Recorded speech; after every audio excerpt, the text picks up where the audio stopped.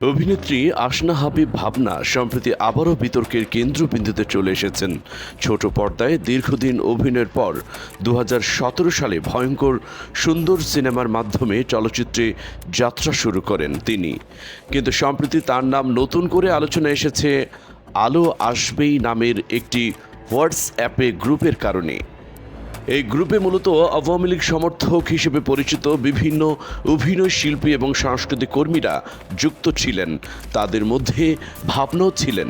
সামাজিক যোগাযোগ মাধ্যমে গ্রুপের কিছু স্ক্রিনশট ভাইরাল হওয়ার পর দেখা যায় তারা বৈষম্য বিরোধী ছাত্র আন্দোলনকে দমানোর পরিকল্পনা নিয়ে আলোচনা করতেন।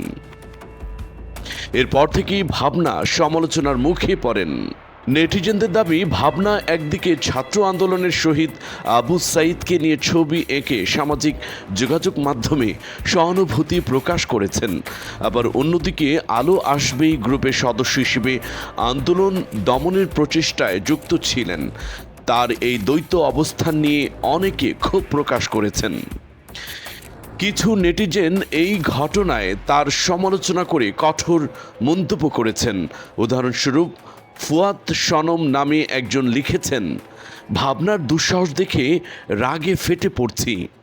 সে আমাদের আদর্শ শহীদ আবু সাঈদকে নিয়ে কাকতারুয়ার কার্টুন বানিয়ে আমাদের সাথে রসিকতা করেছে। আরেকজন অলিউল্লাহ তার আইডিতে লিখেছেন, ভাবনা ছাত্র আন্দোলনের শহীদ আবু সাঈদকে নিয়ে ব্যঙ্গচিত্র একে মজা লুটেছেন। এ কেমন বিকৃতি মস্তিষ্কের মানুষ। এদিকে ভাবনার সঙ্গে যোগাযোগের চেষ্টা করা হলেও তিনি কোনো মন্তব্য দেননি। তার ফোনও বন্ধ ছিল এবং হোয়াটসঅ্যাপে মেসেজ দিলেও কোনো সাড়া মেলেনি। উল্লেখ্য, এই বিতর্কিত গ্রুপে আরও অনেক জনপ্রিয় অভিনেতা, অভিনেত্রী ও সাংস্কৃতিক ব্যক্তিত্বের নাম উঠে এসেছে।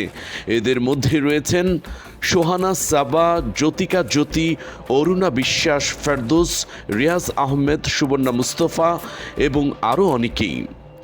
এই ঘটনা শোবিজ অঙ্গনে ব্যাপক আলোচনা সৃষ্টি করেছে এবং অনেকের মধ্যে ভাবনার প্রতি বিরূপ প্রতিক্রিয়া তৈরি করেছে।